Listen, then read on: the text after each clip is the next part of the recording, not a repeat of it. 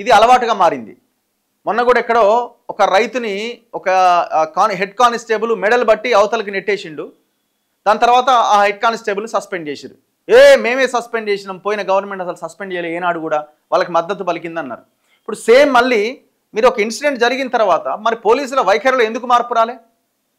నిన్న ethanol factory కేసులో పాపం ఆ ఇథనాల్ ఫ్యాక్టరీ వద్దు, మాకు మా ఊరిని వదిలేయండ్రా నాయన అని వేడుకుంటుంటే, ఆనాడు కాంగ్రెస్ అపోజిషన్లో ఉన్నప్పుడు బీఆర్ఎస్ అదే ఇథనాల్ ఫ్యాక్టరీని తీసుకొచ్చినప్పుడు, పర్మిషన్ తీసుకొచ్చినప్పుడు ఇదే కాంగ్రెస్ పార్టీ మాట్లాడింది ఎట్లా తెస్తారు ఇథనాల్ ఫ్యాక్టరీ అని. ఇప్పుడు వాళ్ళ అపోజిషన్లో ఉన్నారు, వీళ్ళు అధికారంలోకి వచ్చారు.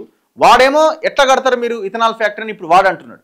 ఈయనేమో ఫ్యాక్టరీ వద్దన్న ఈయన, వాళ్ళకి మద్దతుగా నిలబడ్డ ఈయన ఇప్పుడు అదే రైతులకు సంఖ్యలు లేచిండు. ఆ రైతులంతా ఏంది 3 నెలల దాకా సైలెంట్గా ఉండి మళ్ళీ వాడు పనులు స్టార్ట్ చేయడంతో ఎక్కడ గద్వాల జిల్లా రాజోలి మండలం పెద్దదన్వాడ అన్న విలేజ్లో రైతులు కోపోద్రిక్తులై అక్కడ ఉన్న వాటిని తగలబెట్టిరు, వాటిని ధ్వంసం చేసిరు, పెద్ద గొడవ అయింది. ఇప్పుడు తప్పెవడిది ఇందులో?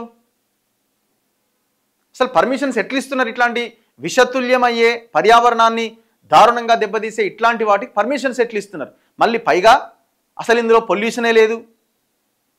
మీరు చెప్పండి, ఎట్లా పొల్యూషన్ ఉండదో ఒక 4 ఎక్స్పర్ట్స్ని కూర్చోబెట్టి వాళ్ళ చేత మాట్లాడించే ప్రయత్నం చేయండి.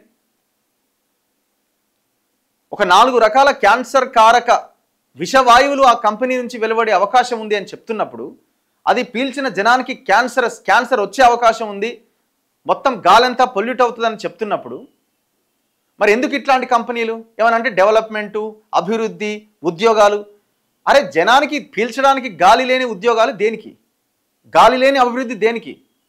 పర్యావరణాన్ని దెబ్బతీసే అభివృద్ధి దేనికి? ఇది ఒకటే కాదు, తెలంగాణలో 27 ఇథనాల్ కంపెనీలు రాబోతున్నాయి. మనం సైలెంట్గా ఉంటే తెలంగాణ పల్లెలని ఇథనాల్ కంపెనీలతో నాశనం చేయబోతున్నారు. తిరగబడకపోతే దిలావర్పూర్లో ఎట్లాగైతే తిరగబడి వాళ్ళు క్యాన్సిల్ చేసుకున్నారో ఎట్లా సాధ్యమైంది? అది అక్కడ ఒక బలమైన సామాజిక వర్గం బలంగా ఇన్ఫ్లుయెన్స్ చేయగలిగింది. అండ్ దట్టు ఆనాడు అక్కడ ప్రజలు పెద్ద ఎత్తున పోరాటం దాదాపు 2 రోజులు చేశారు, బ్యాక్ తీసుకున్నారు. మరి ఇక్కడెందుకు బ్యాక్ తీసుకోలే? పెద్దదన్వాడలో అక్కడ చుట్టుపక్కల ఉన్న 10 గ్రామాల ప్రజలు ఆందోళన చేస్తే ఇక్కడేమో రైతులకు సంఖ్యలు వేసారు.